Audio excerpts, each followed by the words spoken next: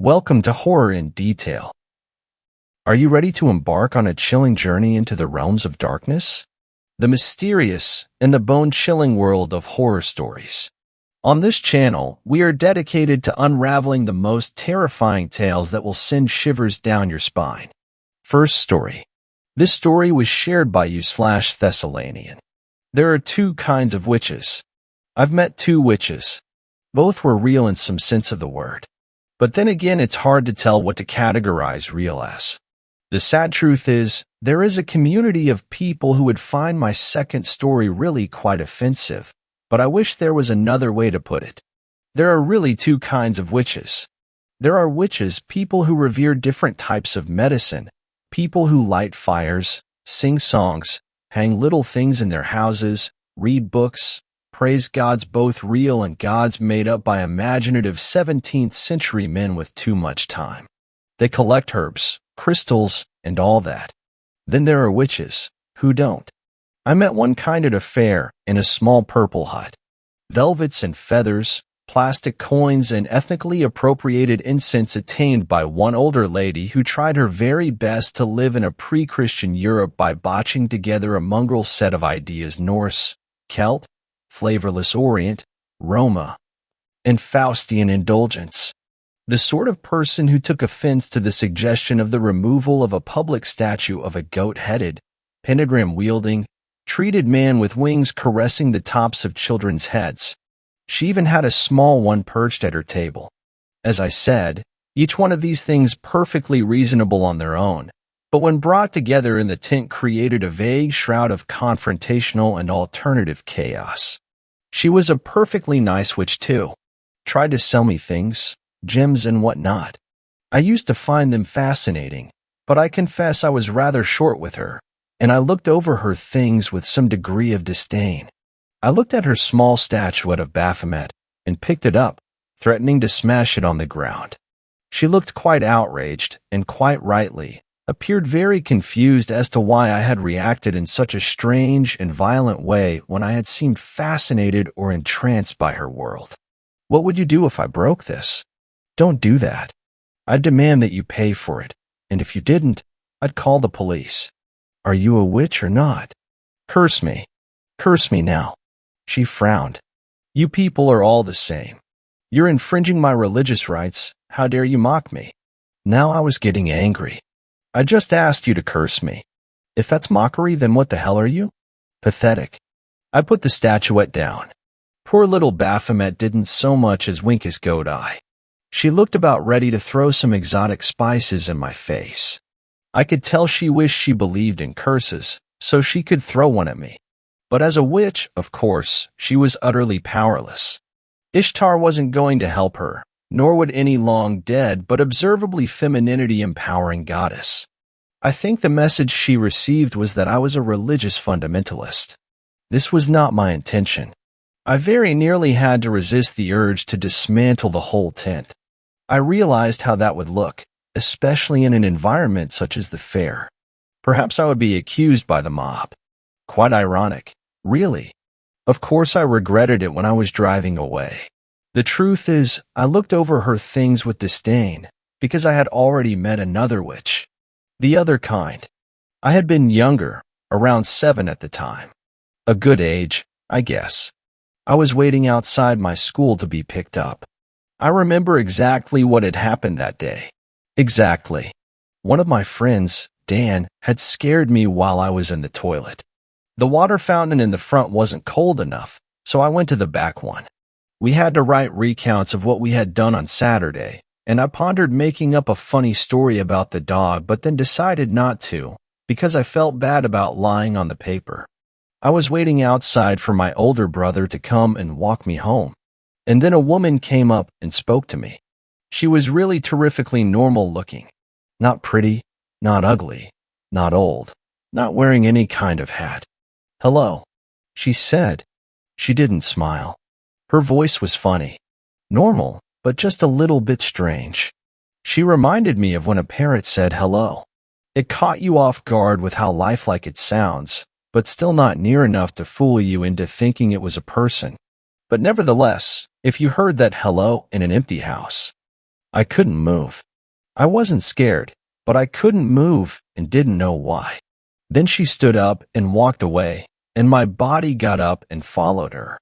I was really only worried because my brother would wonder where I was. She walked ahead, and I walked behind, my head down, and started to cry. She didn't care. She kept walking and turned around and smiled at me then. I couldn't believe it. I had never seen an adult behave that way. I had seen my mom and dad get worried when I was sad, or seen them laugh because I was crying for a funny reason. I had seen my brother get annoyed. I had seen other parents feel sorry, or seen them get annoyed. I had seen teachers get worried that I'd have to go home. But I had never seen a look in anyone's eyes quite like hers. I hope I never see it again. It was only for a split second, as her face passed under the shadow of a tree, and I felt like I had seen something I very much was not supposed to. It was like her eyes were a little tiny bit too wide, and a little tiny bit too red and veiny, and her pupils were a little tiny bit too small. Her mouth was stretched a bit too upwards and not enough sideways, and her teeth were a bit too straight. I could see her tongue pressing hard behind those straight teeth. I cried, my head down, and she smiled at me that way, and I stopped. I just felt like I needed to. I don't know how long we were walking for, but day eventually turned to night, and we were still going, off the road and into the trees. But something was odd about them too. I could hear no birds or crickets, just the wind and our footsteps. But hers were quieter. In the distance, there was a bonfire, I think. When we were 100 meters away from it, she tore her clothes off and kept walking. I had never seen a naked woman before, so I couldn't be sure if she looked normal or not. I can't remember. But as she walked, her feet bled. I could see the bonfire now, closer, and what I saw was enough to break me out of the hold she had. Dark shapes, dancing and leaping around the fire, twisting all wrong. Then they turned into people, then back into things. Twisted lolling tongues, pale faces in the flames. Things dancing. She turned around and went to grab my hand. I pulled away. She went to grab it again. When she did, I ran. I turned and ran as fast as I could. I had never truly understood what that meant until right now. My feet scraped on the leaves, my arms jolted, my legs burned, my chest hurt, my lungs gasped. I could not hear behind me for certain. My feet fell loudly on the ground, and my blood rushed in my ears. But I could feel. I could feel her fingers brushing on my shoulders, touching the back of my head, pulling my hair. Sometimes I felt them at my back, just missing my legs. I would go for minutes feeling nothing, and just as I felt too tired to go on, there her fingers would be, there her breath on the back of my little neck, my hairs raising. And then I heard her screaming. The sound was coming from far above and behind me. The sound was not a woman screaming. Whether she had grown to be horribly tall, or if she was flying through the woods after me, I don't want to know. I didn't want to know. I just ran and burned, her fingers brushing by arms, by legs, my back, by head, clawing, my cheeks, my lips, my eyes, my armpits, my waist, my groin, the backs of my knees, my ankles. I ran until I was out of the dark, quiet woods and back into the daylight. Suddenly, I felt nothing touching me anymore. But I kept running still, and the fact that it had stopped only made it feel worse. If she had stopped, she was trying to hide.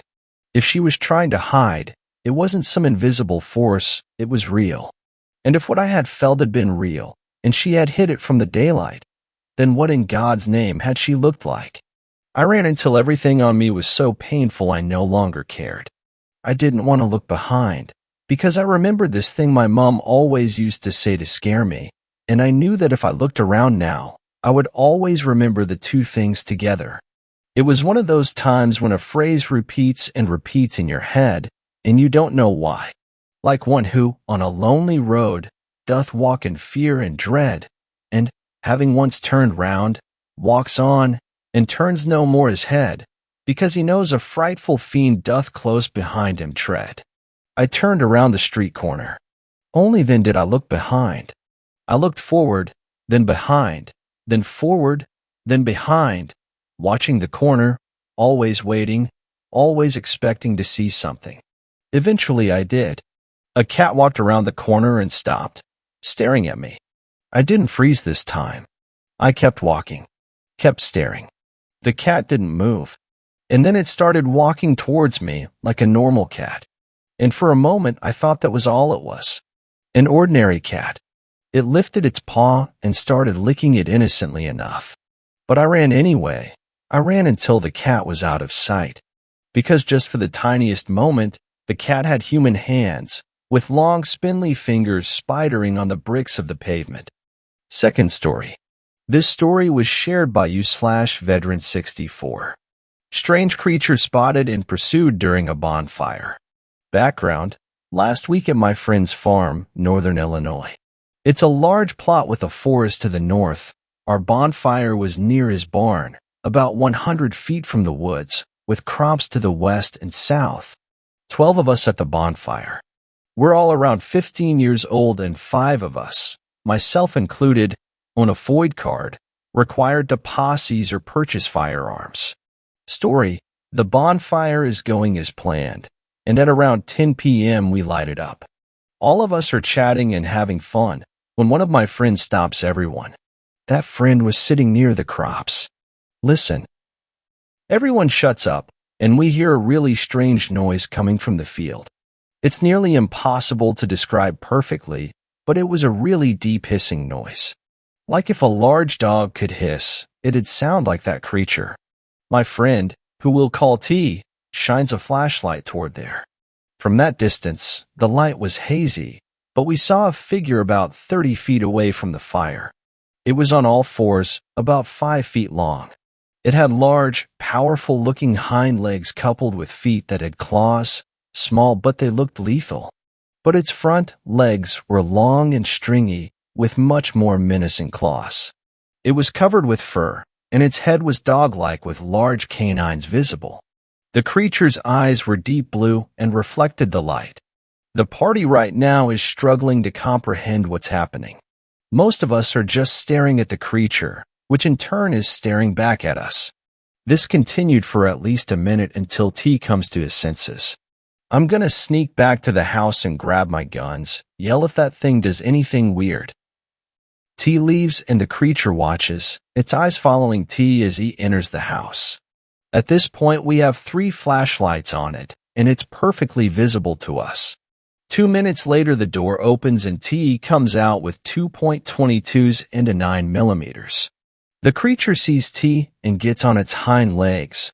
I'm assuming it's a biped that was sitting down at the field, running toward the woods with a huge gait.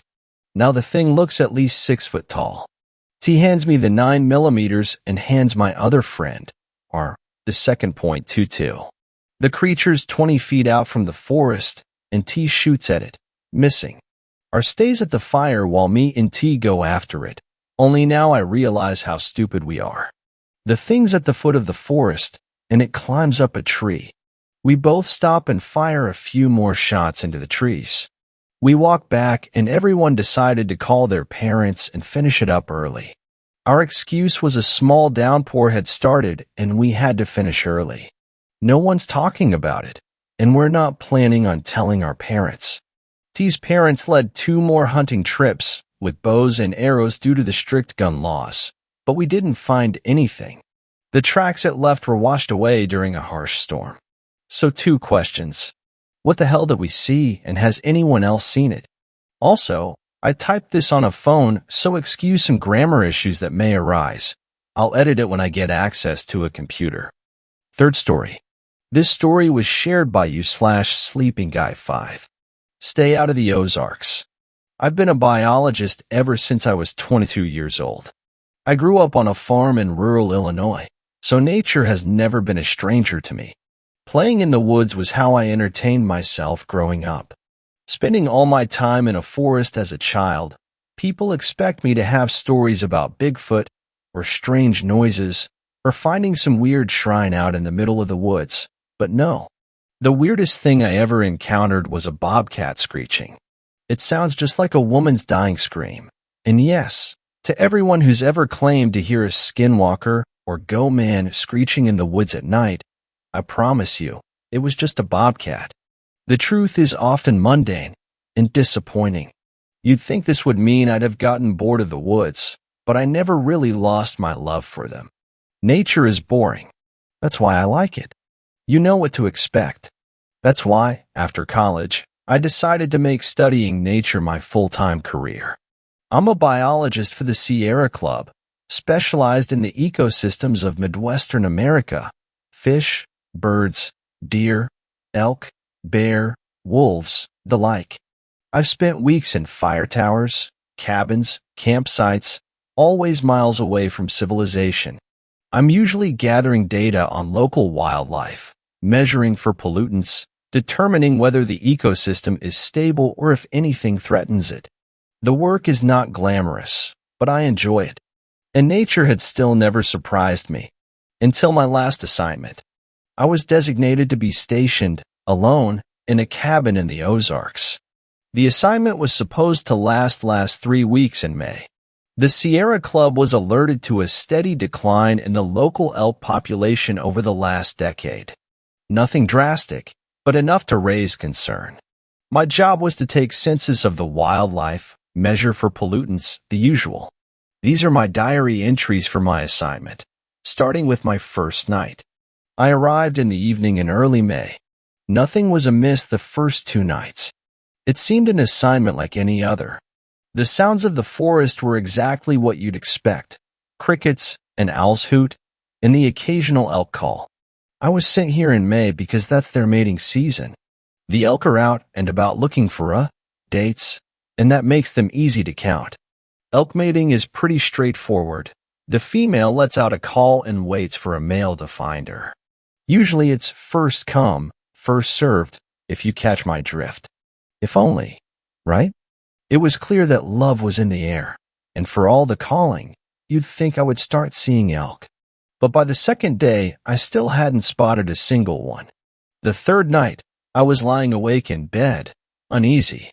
Something wasn't sitting right with me, but I couldn't put my finger on why. I was about to nod off when a female call cut through the night. I sighed. That was the second time that night I'd heard her. What, are the fellas having a guy's night in or something? And that's when it finally hit me. I shot bolt upright in bed. For the last 3 nights, I had heard nothing but female mating calls. That should have drawn every male within half a mile. Now elk are not discreet, and they don't beat around the bush. When that male gets to the female, well, let's just let the whole forest will know about it. I sat in bed, staring out into the night, pondering. There have to be males close enough to hear this female. So after 3 nights of her calls, why haven't I heard the main event? The third day, I went out onto the trails, once again looking for some sign of elk in the forest. What I found was not encouraging.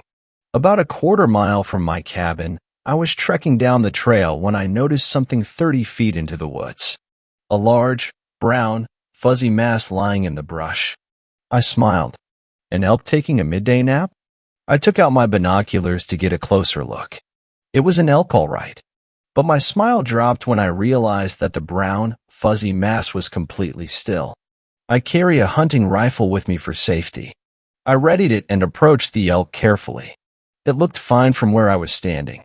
But I nearly dropped my rifle when I rounded to the animal's front. It was carnage. The poor creature had been completely gutted. What little remained of its entrails hung loosely out of its chest cavity. The ribs had been pulled apart, and huge claw marks scarred its flank. Its head was barely connected to its body by a few weak strands of flesh. I heaved and almost lost what little breakfast I'd had. It was horrifying. I had to take a few moments to collect myself. This was the first time that nature had surprised me. What could have possibly done this? I've studied wildlife for years. This was a bull elk in its prime. It would have stood 9 feet tall alive, a king of the forest. There is no predator on this continent that could have taken down a full-grown bull, pack or no pack. Even a grizzly wouldn't mess with something this big. And bears are mostly scavengers anyway. My mind raced through possibilities, trying to think of an explanation. Maybe it had been sick? Maybe a predator came upon it in its sleep, took it by surprise? Yes, that must be it. It couldn't have fought back. But this savagery, those claw marks were bigger than even a grizzly's. And its ribs, no quadruped could have exerted leverage on the ribs to split them like that. You would need arms. A chilling thought occurred. A human? Could humans have done this? But why? Hunters would skin it, or take the head at least, to mount on their wall. Is some psychopath out here dismembering wildlife for fun? And that still wouldn't explain those gruesome claws. Whatever this was, it needed to be reported. I was sent here to investigate the elk population declining, and this had to be related. I fished out my camera to take photos. Having to document the horror from every angle was heart-wrenching. The look in its eyes. This elk had been terrified when it died. I want to take one last shot. Just as the shutter clicked, my ears registered something. A sound from behind me that my camera had nearly drowned out. I whipped around. I had barely heard it, but it was there. A twig snapping. My camera hung from my neck, and my rifle from my shoulder. I dropped the one to snatch up the other. Idiot, I thought to myself as I pointed the rifle towards the sound. I had been so shaken by the sight of the body, I had completely overlooked one important fact. The kill was fresh. This corpse hadn't even begun to decay. This elk had been dead no more than half a day. And that means whatever killed it may still be nearby. With my rifle still trained on the spot, I backed away towards the trail. My hike back to the cabin was the only time in my life I felt scared of the forest. Trees surrounding me on all sides, no visibility. I jumped at the slightest sounds, never lowering my rifle, never going more than 5 seconds without looking behind me. I felt like prey, never knowing where the danger would come from or when. I didn't relax until my cabin door was closed and locked behind me. I spent the rest of my day inside the cabin, shaken. I readied the photos and sent them to my supervisors. They would take a day or two to respond. Until then, my plan was to investigate. During the day, and with my rifle ready. That night was my last night at the cabin. I was getting ready for bed when I heard a female elk call again. The first one that I'd heard that day. And close. Very close. Wildlife don't like buildings. They smell of fire and metal and gasoline, all unnatural to them. They steer clear. What was this elk doing so close to my cabin? I peered out my window into the dark of the forest. No sign of her. She must have been beyond the tree line. I grabbed my rifle. Of course, I wasn't going to shoot the elk, but I might send a few shots into the air to scare her off. It would be nice to know the elk are breeding normally, but I could do without front row seats. I unlocked my cabin and took a step out onto my porch, rifle still in hand. My eyes scanned the tree line, looking for the female. That's when a pair of antlers struck out from behind a tree. An elk's had followed them and turned peer right out at me. But this was a buck, probably attracted by the female's calls. This was promising, but all the more reason to scare them away. I raised my rifle to the sky and prepared to fire. That was when the elk flew into the air. Or, its head did. The buck's head sailed in an arc towards me and landed just feet away from my door. I stood there in shock, trying to process what had just happened. Something or someone had been holding the head, and had just thrown it. I nearly pissed myself in fear. I pointed my rifle at the tree where the buck's head had appeared. The light from my cabin barely reached. Were my eyes playing tricks on me? Had I just seen claws retreat around the trunk? I was frozen. I needed to reach behind me to open my door and get back inside. But I was too scared to turn my back on the forest or even take a hand off of my rifle. After a few seconds, I finally gathered up the nerve to brace the rifle against my shoulder, my fingers still on the trigger. I groped behind me until my left hand found the doorknob, never taking my eyes off the tree. Thank God the door had not locked behind me. With my left hand, I turned the knob and pushed open the door, then drew it back to my rifle. I backed away quickly into the cabin, slamming the door and locking it. I hurried to the windows, drawing all my blinds and making sure each was locked, never letting my rifle out of arm's reach. The terror I felt as I approached each window, never knowing if there would be someone or something on the other side of the glass staring back at me. There hadn't been, which was almost as unnerving. I rushed to the satellite phone to call the sheriff's office at the base of the mountain. The relief I felt when they picked up. "You need to get up here," I pleaded. "Who is this?" It was the sheriff's deputy on the other end. I'd met him and the sheriff before beginning my stay at the cabin. "It's me. I'm the guy stationed up at the cabin on the mountain." "Oh, sorry about that. What's the problem?" "There's someone up here fucking with me." "Get up here now." Whoa, slow down. You mean like kids or something?" "No, it is not fucking kids. Someone up here just threw a decapitated elk head at my cabin." In my panic, I'd somehow kept the awareness to use the phrase someone instead of something. I didn't want this guy to think I was drunk or crazy. I just needed him to get up here. "Well, what did they look like? How many were there? Did they have guns?" "I have no fucking idea, man. They killed a goddamn elk, cut the head off, and threw it at my cabin. Just get the hell up here." "Oh shit. Okay, lock yourself in there. We're on our way." "Man, please stay on the line. I'm scared here." I really was terrified. I wanted someone to stay on the phone with me, even if it couldn't help me. The man replied, "I can't get to you and stay on the line at the same time. I'm calling the sheriff now. We're on our way. Just lock yourself in and stay there." The man hung up. I swore. I was alone again. A female elk call rang out again. This time it was even closer. It sounded like it was right outside now. I took up my rifle again. That's when the tapping started. While I was talking to the deputy, I hadn't been watching the windows. The sound was coming from the window to the right of my front door. My eyes widened in horror. A single gray claw was tapping on the right edge of the window. Just one claw.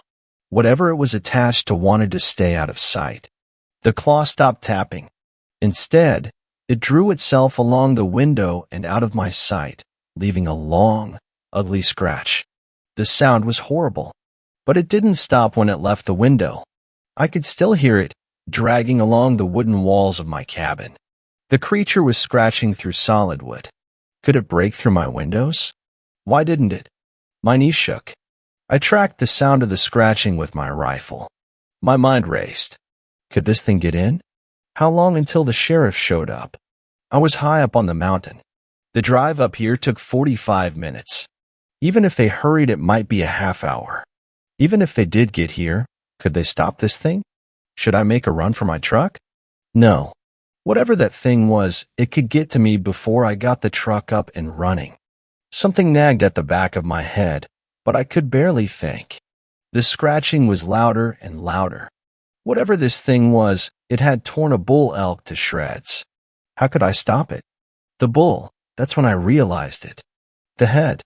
It was the same head as the bull I'd seen earlier. It had the same scar down its right cheek. This thing was taunting me. It must have been there when I found the dead elk. It had been watching me, and now it had thrown the head at me. Was it telling me to go away? To get out of its territory? I gasped. With my mind racing, I hadn't noticed that the scratching had stopped. Where was that thing? My eyes darted from window to window. No sign of it. Until the loud thud right above me. It's on the goddamn roof, I thought. Its footsteps echoed through my cabin. Between each step came rhythmic taps, no doubt from its claws. Was it testing for weaknesses? Was it merely toying with me? It had only been a few minutes since I called the sheriff's office. I was still far from safety. I hadn't moved since the call. The thing on my roof thudded from spot to spot. The shock was starting to wear off. Focus. Think. I told myself. The thing had probably seen me through my window. It was right above me. The bathroom. The bathroom was the safest spot. There were no windows. If it does break in, it will have to look for me, then break through the bathroom door. That might buy me an extra minute, and it might save my life. The creature knew where I was. I had to try to change that. I slowly slipped off my shoes. Keeping my rifle trained on the roof, I kicked a shoe towards my bed. Sure enough, the thuds on my roof followed, stopping right above the spot where my shoe had landed. It's tracking me. I slowly shuffled to the bathroom, not raising my feet, afraid to make a sound. Praying that the door would not creak, I opened the bathroom, preparing to lock myself inside. I was shutting myself in, hoping that I wouldn't die in this bathroom, when I heard a loud scratch, followed by a dull thud. It had jumped off the roof. It was on the ground again, outside the cabin. Why? Was it going away? I was afraid to hope that maybe it had gotten bored. Maybe it had found some other prey. That was when I heard the woman scream. I gasped and covered my mouth. How was that possible? No one else is up here. A hiker, a camper maybe? The scream came again. Help, she cried out. I gripped my rifle, crying now. I was frozen in fear. That thing was out there, chasing some poor woman, and I was too cowardly to help her. I just wanted to stay in that bathroom, hiding, hoping that every second the thing spent chasing that woman was another second closer to the sheriff getting here. I don't know how long I sat there, cowering. Another, more desperate scream. Help me. There was something in her terror. She was more scared than I was. And there I sat, letting her die. My shame overcame my fear. I gripped my rifle tighter and left the bathroom. I marched to the door, ready to face whatever this creature was. Maybe I could distract it, buy time for her to get away. Maybe the sheriff would find her, even if the thing got me first. Just as I was reaching for the doorknob, she cried out again. A pained, dying scream. I was too late. That thing had gotten to her. I was a coward, and because of that, she was dead. The woman moaned in pain, this time just a few meters away from my door. This must be her final moments. And I listened, safe in my cabin. She groaned once more. But this sounded different somehow, it was. My eyes widened in shock and realization. I drew my hand from the doorknob, as if it had burned me. I had never unlocked it. Thank God. The moan came again. This time, unmistakable. That was not a moan of pain or terror. It was an entirely different kind of moaning. I backed away from the door. You motherfucker, I muttered. You almost got me. It all made sense now. There never was any female elk. Mimicry is a common adaptation in all ecosystems, both for prey and for predators. This thing, it let out female elk cries to draw in males. And then, well, I had already seen the result in the forest. That's why I never heard the elk mating. There was no female waiting for them. Only this monster. And now it was trying the same tactic on me. I nearly sobbed in terror. It had tried to lure me with the sound of a woman in distress. It thought that might draw me out. When that didn't work, it switched to its tried and true method, a mating call. I aimed my rifle at the door. The moans continued, louder and more intense, building into a climax.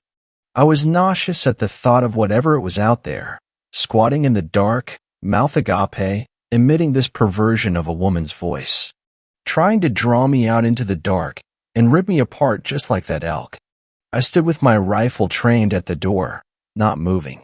I had resolved that I was going to stand there until the sun rose or until the sheriff came, and the moment I saw this thing, I was going to shoot it. I don't know how long I stood there among the echoes of that sick creature. Eventually, the moans puttered out, and I was left in silence. Until the tapping began again, in the same spot as before. There it was, that single gray claw, tapping on that same spot where it had scratched the glass. But then a second claw joined it. Then a third. It drummed them along the glass. Slowly, ever so slowly, a patch of gray fur poked out from the edge of the window. Time stopped, and the creature brought its face into full view. It was terrible, like a sloth, but its mouth and nose were caked in blood. It had tiny, beady eyes, front-facing. A predator's eyes. Large, pointed ears, almost like a bat. Thin, cracked lips. The monster looked right into my eyes. It cocked its head, and then it pulled those terrible, bloody lips back into a smile. Its razor-sharp teeth, still stained with blood and flesh.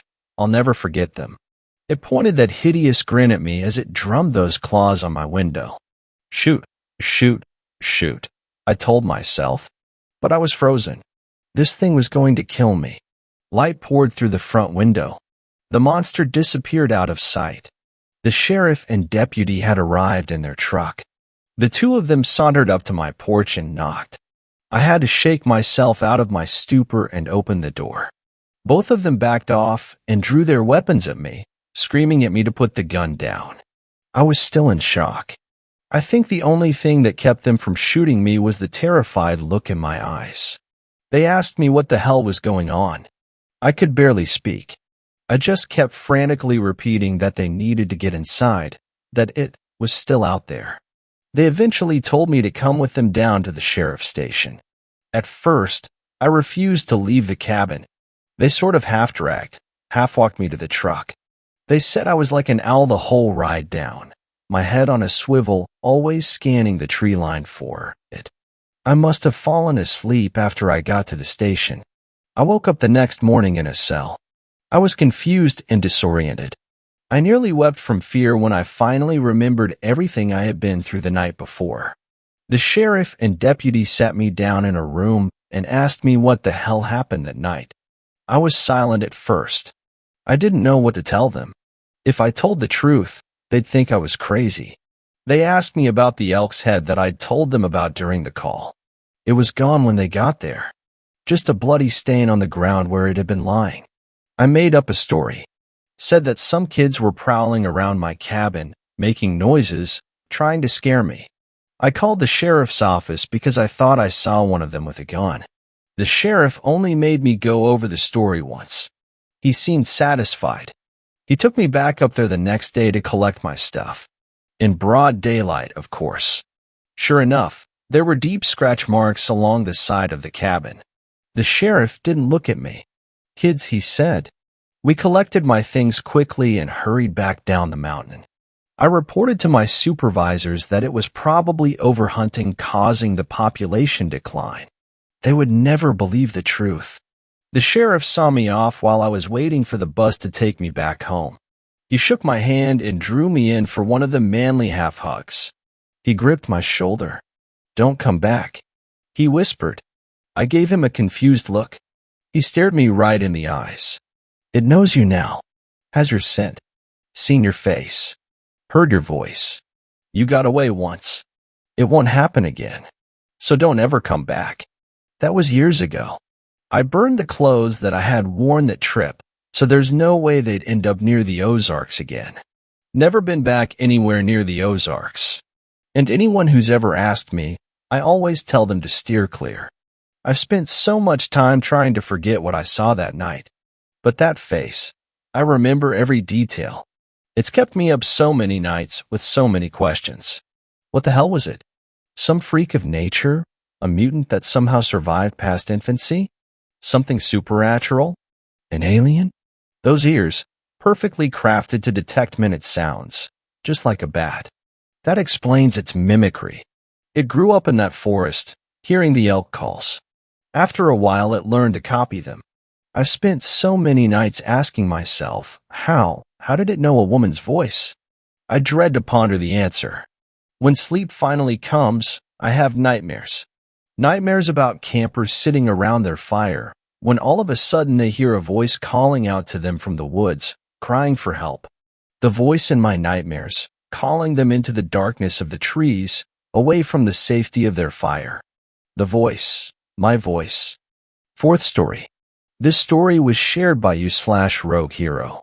I'll never walk Sutton Wilderness in the dark again. The sun wouldn't rise for another hour when I leashed up my dog for our walk. You see, my wife and I started going to the gym on Mondays, Wednesdays, and Fridays. Last week, our trainer wanted us to add cardio to our routine, so Tuesdays and Thursdays became our cardio days. Our gym was small, and with only one treadmill working at the moment, I opted to get my exercise later in the day via a hike through the nearby urban wilderness. I figured this would also be an excellent opportunity to walk our dog, Penny. Fall showed no signs of coming early to Oklahoma as we stepped outside to the 75-degree heat. With all of the lakes in the Gulf Stream, Oklahoma can get unbearably humid. On Tuesday, when I did the walk at 10 a.m., I felt sweaty enough to want to take a second shower from a 40-minute hike. Today, I opted to start at 6 a.m. before I'd shower and match my wife's time at the gym. Despite the dark, there were several cars parked in the lot for Sutton Wilderness. Goes to show that the Sutton Go-Man isn't real, I joked. I had heard of the urban legend about a go-man stalking the woods at night, but that was the extent of my knowledge until I listened to a local podcast that went more in depth. The host described the story as one that echoed other go-man stories across the nation. His research compared the sightings of woodland monsters, like Bigfoot, through a cultural lens, with people from British backgrounds familiar with ape men, werewolves from Germanic history, and the go-men from the Dutch. Similar to other go-man stories, this creature existed near a hospital, or in the case of Sutton Wilderness, a psychiatric ward. The urban wilderness was once grounds for the Griffin Memorial Hospital, an old Central State mental hospital. As the hospital shrunk, the state turned the landscape into the park people enjoy today. According to urban legends, the hospital found a baby deformed with horns to the point they thought the child was a goat at first. The hospital cared for the baby, and as the child grew up and the landscape changed, the child decided to stay here. The podcast host noted that this would put the goat man well over 70 years old and said that some people believe the spirit of the goat man is what haunts the woods. Regardless of the form, the legend warns that people will hear footsteps made by hosts coming from behind them. If a person walked faster or slower, the steps would match their pace until one would feel hot breath on their neck, by which time you were too late. If you turned around, the go-man would grab you and drag you deep into the woods, never to be seen again. The main trail for the park was about 1.5 miles long, with the two main entrances looping back at a wooden pavilion. We took the path to our right. Although it was dark, and I could barely see with all of the tree coverage, I was more concerned about my dog eating something she shouldn't than anything else. The city had widened the trails a couple of years ago to give people more space when crossing each other and reduce the tick population. My dog stopped. Her ears perked up and turned to the south toward the rhythmic beat of drums off in the distance. I tugged on her leash and assured her, "It's just the high school band practicing, Penny." I was over a third of the way on the trail before I encountered my first person. They appeared to be an older gentleman, hard to say with the blue disposable face mask, long-sleeve shirt, pants, and fisher hat they wore. I nodded my head hello, and they walked past without saying a word. When we got to the long straight path near the pond, something behind us caught my dog's attention. I turned around, and there was a white light floating through the bushes, moving fast along the trail and getting closer. I'm ashamed to admit that my brain took a long moment before realizing this was a headlight from a bike. In my defense, bicycles were not allowed on the trails. I pulled Penny closer to me as we moved to the side and let them pass. Penny and I came to the final stretch of the woods, which had the thickest tree coverage. Penny's tail curled inward as she got closer to my side. An educational sign about life in the woods highlighted the various animals one could find, such as bark beetles, ornate box turtles, cedar waxwings, bobcats, easternwood rats, and downy woodpeckers. Back away from the sign was a hut made out of fallen tree branches. I always viewed this fairy house as something fun for kids to explore, but not today. There were pieces of the bike I saw earlier scattered on the ground. The bike looked like it had been mangled by some machine, as no person or creature could do that kind of damage. I turned on my phone's flashlight. While I stayed put on the paved trail, I used the light to follow the bike pieces to the hut. Something moved inside. I cut away the shadows with my light and revealed a pair of green eyes reflecting at me. I ran, and so did Penny. I was struggling to keep up with her, but I had her on the leash still. Behind us, I heard what sounded like hooves matching my pace on the paved trail. I dared not to look back. The sun was rising as we made our escape out of the woods and back to the gazebo. With the sound of hooves gone and no warm breath on my neck, I stopped to catch my breath. Staying behind in the trees was someone about my height. I thought I saw horns like a goat, but as I tried to get a good look at them, they faded into the shadows. Fifth story. This story was shared by you/Xenocide. There's a skinwalker lurking in the Jemez Mountains of New Mexico. I am a former resident of Albuquerque, New Mexico. I love it here. We have jaw-dropping sunsets along with our world-famous question, red or green? But there was one specific occurrence that makes me sick to my stomach that happened to have taken place only 2 hours from my humble city. It was early 2015. My father and my sister and I all decided to go camping in the Jemez Mountains one last time before school started. We own a camper, and we use it every time we go camping. So we hit the road in the early afternoon, and we arrived at the campsite in the late afternoon. We have a great spot that is about a quarter-mile off from the campgrounds. There's at least 1 or 2 people camping within a mile radius from our spot, so it's always nice and quiet. For some context, our spot is cornered by 2 semi-hills, and then there's a trail that leads to the main road. Father has told me that cattle and wildlife pass along that dinge trail at night, just another pro to camping in the Jemez. The sun started to set, so we made a campfire just behind the trail. After about 4 s'mores, me and my sister decide to hit the hay. My dad, being a firefighter, knows that you should never leave a campfire unattended, so he decides to stay out just a little bit longer before putting it out. It's around 9 p.m., and I'm falling asleep, until suddenly I heard my father scream from outside. I was then relieved when he chuckled and started to curse. He then came inside and told us what all the commotion was about. He said while he was watching the fire he felt breathing on his neck. He almost pissed himself, he said. He thought there was a bear behind him. He then slowly looked behind him only to see a moose. He cursed and laughed because a damn moose made him scream. We all started laughing and pushed the event aside. I woke up about an hour later to the bright glow of flames. Oh shit. Father didn't put out the fire, I thought to myself. I opened the blinds only to see 2 bright as hell eyes peering from the trail. They looked like a dog's eyes when you shine a flashlight on them, but only 10x brighter. I let out a curse and fell back to sleep. It was too late for that shit. I woke up the next day to the smell of bacon and eggs. I was still wondering about what my father said the night before. Something just seemed really off about it. Then I realized what was so off about what my father said. It hit me like a brick. I spoke with a stuttered dad. Moose don't live in New Mexico. He looked at me with a confused look, and then his face went stone cold. Tell your sister we're leaving in an hour. Pack all of your stuff up. We left about 45 minutes later. I knew my dad is a skeptic. He believes in the everything is connected kind of spirituality. Whenever we talk about ghosts or scary stories, he always says something along the lines of someone could have easily made that up, but the way he reacted to his realization of seeing a moose in New Mexico validated that he wasn't looking for a logical explanation. He wanted to get the hell out of there to protect us. I couldn't relate this experience to other scary stories until I heard of the so-called skinwalkers. I can confirm that what my dad saw that night was a skinwalker. It checked out in every category of what they look like and how they behave. The eyes of a skinwalker are brighter than LED lights. They can take the form of a coyote, deer, sheep, human, you name it.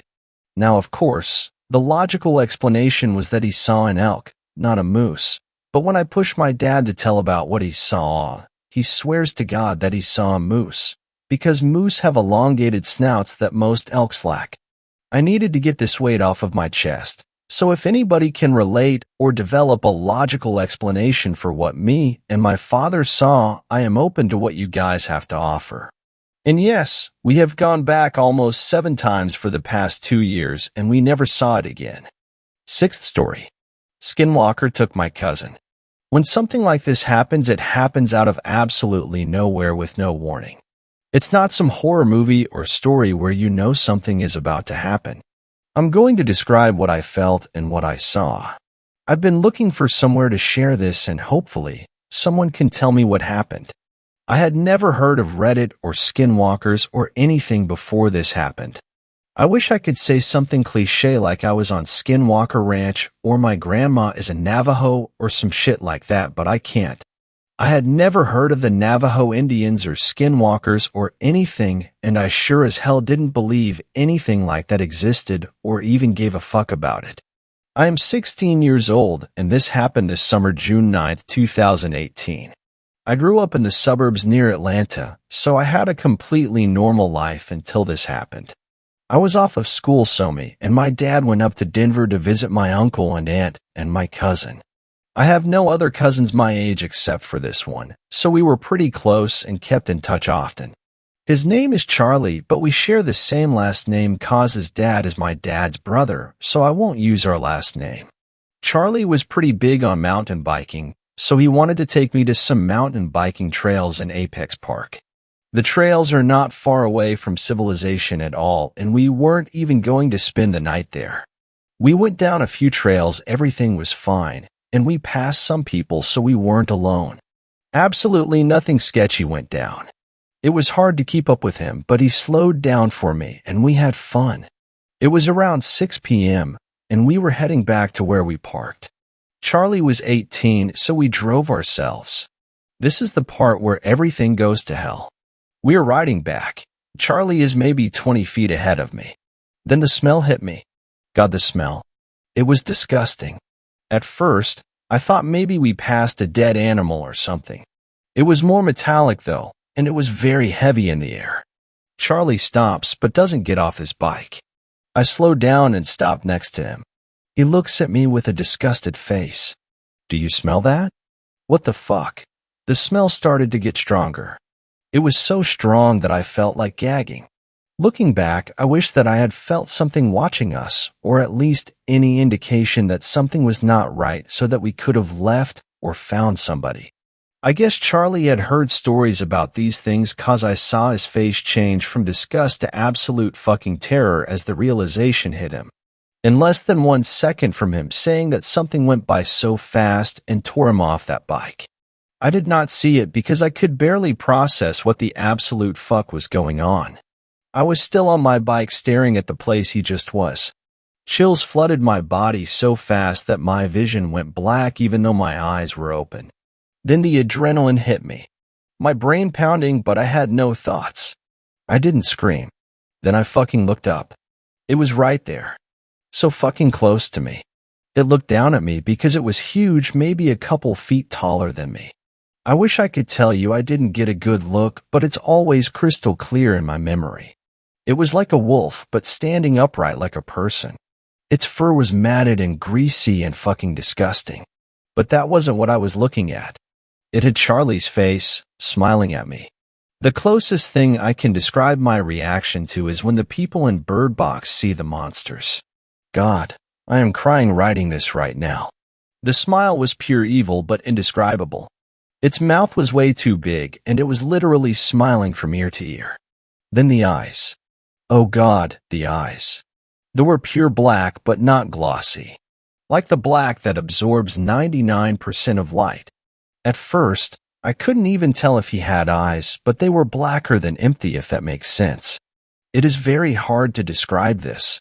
It wasn't breathing, just standing absolutely still. I could feel the strength radiating off of it. Like a power not of this earth. There was no sign of Charlie anywhere. No screaming. Nothing. I knew I was next. I knew 100% I was going to die. My eyes flooded, but it wasn't like I was crying. The pure fear and chills just made my tear ducts run. Suddenly it dashed away, so quick I felt and heard the air rush around me. I felt someone grab my shoulder. Kid, are you okay? It was a fit guy in his mid-40s and his wife. I hadn't even heard them approach. Keep in mind that from Charlie saying, "Do you smell that?" to this guy grabbing me on the shoulder was about a 10-second span. All the things I just described were the emotions that were flooding me in that time, not actual thoughts. Then it hit me. I couldn't speak, I was gasping for air. my head pounding, vision blurry. "Are you okay, kid?" I just cried and I was trembling so hard the guy thought I was having a seizure. I don't remember leaving the trail, I just remember getting to the exit, then getting to the hospital. Charlie is gone. After that, he went missing, but I know he is dead. They only found his bike completely destroyed. They sent a search party after him. No one believed me. They think he just got lost and or attacked by an animal. I went home. I have diagnosed PTSD now and nightmares almost every night. My life has been completely destroyed by this, and I know nothing will ever be the same. I couldn't leave my house for a long time.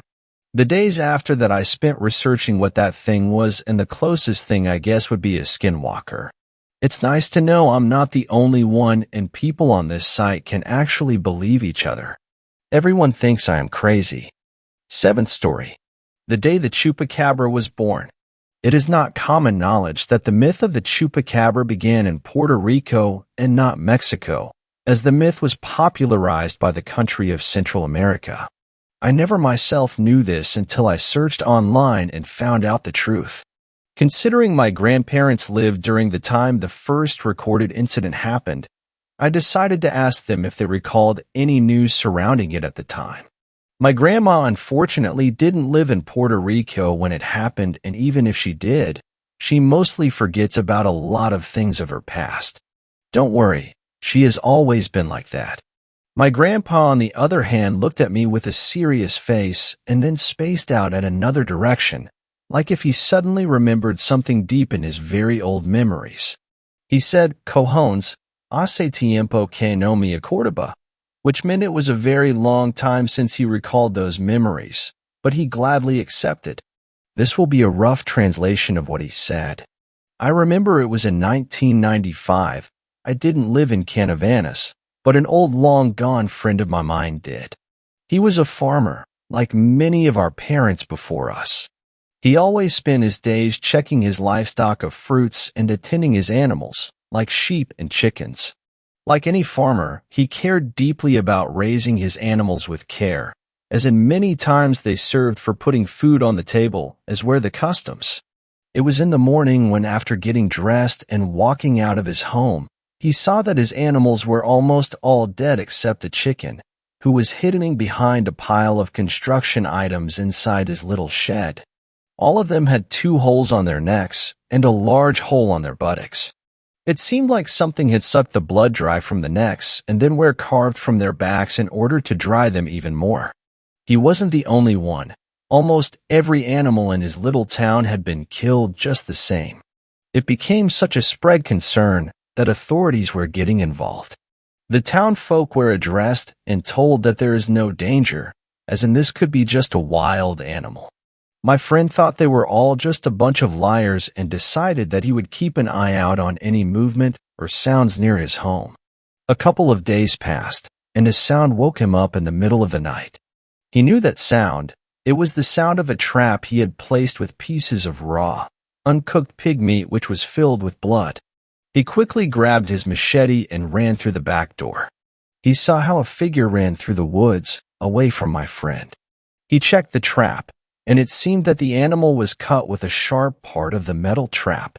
My friend thought that if he was going to catch the animal, it would be now. He grabbed a lantern and went to look for the animal, following its trail of blood. As he walked through the woods and the grass with the trail of blood seemed more humid from rain, he tried to differentiate the sounds from coquis, crickets, and toads for any hint of the creature's presence. The more he walked, the more it seemed like it was a worthless effort, and that maybe the creature was long gone. Then he heard an animal sound. It didn't sound like a threat, rather the sound an animal makes when it's startled or hurt. He ran towards it as fast as he could. Then he froze on his track at another sound, this time of a loud sound just in front of him. My friend put the lantern more in front of him and saw what would be known as the famous Chupacabra. The thing had a dog on its mouth, chewing on its neck as it looked at my friend. He described it to me like an alien from movies. It had 2 black void long eyes which reflected the stars from it perfectly, Its skin was moist, and on its back it had small spikes that he compared to those of a puffer fish, only that they went on a straight line through its back. Its teeth said that they could be compared to nails of a chicken, but more elongated at many of them throughout its mouth. He gained his composure and tried to approach the creature, but it suddenly let go of the dog and hissed at my friend. He knew what was going on. It wasn't a threat sound. It was a warning to back off. He was foolish and always stubborn, always thinking he knew everything in life even before growing white hair. My friend shouted at the creature, and the creature was startled and took a few steps back, but then it stood slowly from his 4 legs to only being on 2. He noticed then that was bigger than him, as he was a short guy. The creature then gave a hellish screech sound and ran towards my friend, tackling him to the ground. He grabbed the creature's neck and tried to push it off. The creature was too strong, and with each passing second, its horrible teeth got closer and closer to his neck. He glanced at the machete he had dropped to his side and fought to get it. The creature then noticed that he was trying to do and bit his arm, sinking its teeth deep. My friend then took off his belt and stabbed the creature's eye with the small part that holds the belt tied around the waist. The creature let go as it tried to deal with the pain. My friend then used the machete and sliced on the creature's shoulder, spreading blood everywhere. My friend screamed louder and approached more and more the creature. It hunched itself and ran on the opposite direction from my friend into the deep woods. At this point, my friend heard the neighbors coming from behind him, as they had heard the fight between my friend and the creature. He said he had dealt with El Demonio de Mierda and needed to go to the hospital. When he got there, he was treated for his wound and pridefully explained that he had dealt with the farm animal killer. A day had passed, and while he was on bed, 3 men came to him. They were wearing black suits and looked to be gringos from United States. One of them talked Spanish surprisingly fluently and basically told my friend that he would have to shut up about everything and to not talk about his incident with the creature. They offered him a few $1,000s in cash, which he gladly accepted. After that, the mayor of the city reportedly searched for the creature everywhere with the local authorities, from rural parts where my friend lived to near urban sectors, but to no avail. My friend then used the money to get a better home to an urban neighborhood, and that was the end. I asked my grandfather he even believed his friend in the first place because it seemed like a wild story. He then told me that he was never convinced it was real and always thought that the scar on his arm was just that of the dog that he had found, not killed by the chupacabra, but rather his own machete. It made sense, but I would like to think how awesome it would have been to see a farmer wielding a machete face such a horrid mythical monster. I sure would pay to see such a spectacle. Thanks a lot for watching the video till the end. Subscribe to our channel Horror in Detail. Drop your opinions/suggestions in the comments section, and like the video as it helps with the YouTube algorithm.